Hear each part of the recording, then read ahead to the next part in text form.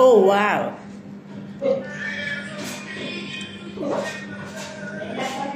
Ay, wow.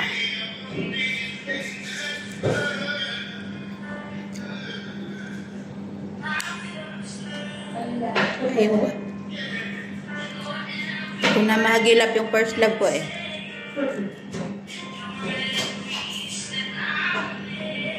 Yung first love ko kanina, nasa love ko ngayon, eh, elementary yun, ha? Bigaon ka talaga, no? Elementary pa? Kung high school na ako nagbiga. Ang bago na yun, no? Ngayon, ako na yun na po, grade 5 ako. Punta yun na sa silang, ako na yun, no? Ito yung usahan ko niya. Ay, kasi mga anak, maganda na ng asawa niya. Hindi na siya sa mga ako. My endless love. See. Ito ko na kami sa inyo. Hindi na kasi nagising na kami eh. Kasi hindi lang siya ako.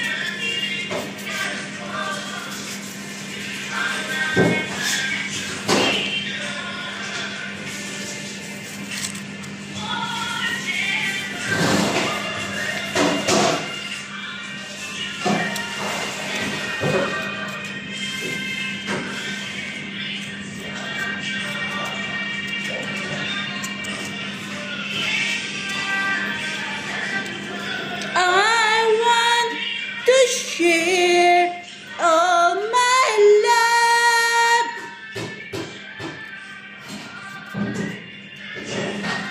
I don't mind.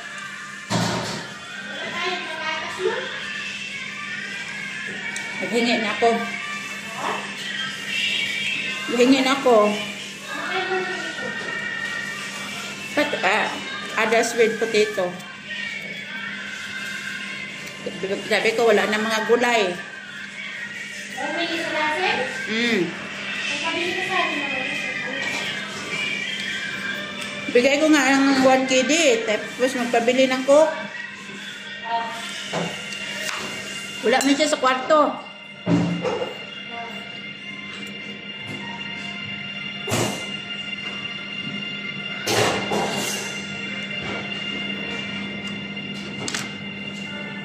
Saan siya?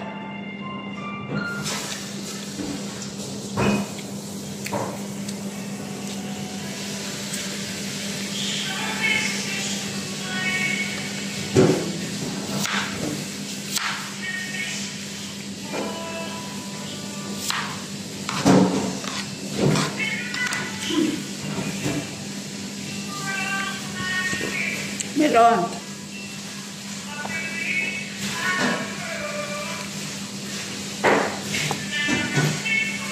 Ako, ganyan, nagsagutan si Antibero sa si Vice President Sara.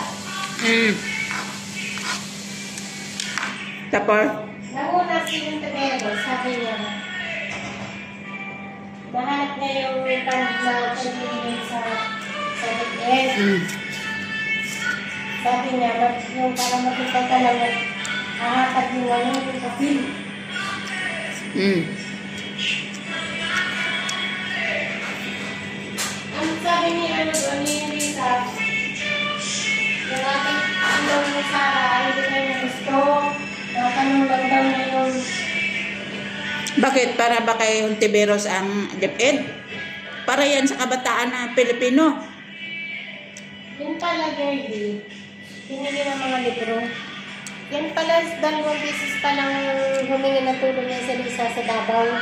Pumunta pala yan doon. Mm. Talagang sinabi niya, mag-okay daw siya, pero sa kapila daw ng lahat, hindi daw talaga naman niya tulungan yan.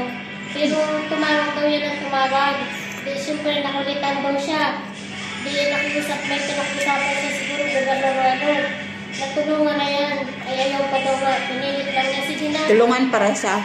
Eleksyon! Senador! Kanampanya pa na nila yan sa Davao. Ngayon ko lang nalaman. Hindi, nasabi na yan ni Digong noon.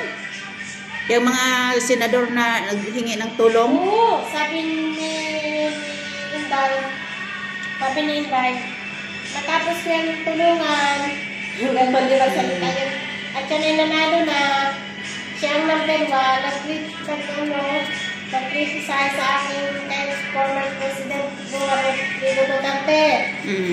Anong klaseng attitude din niya ganyan? Wala talagang ano sa politika, no? Sinabi din niya na ano din klaseng attitude dyan. Hindi ko rin gusto ang kanyang attitude. Di kinakyan siya ni Inday. Ano yan ako nito?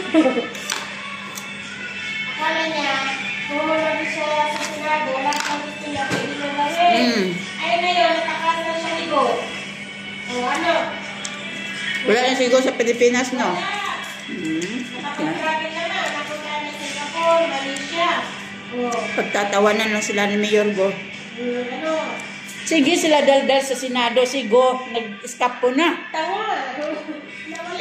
Itong batas ng Pilipinas, wala talaga akong kabilib-bilib dyan.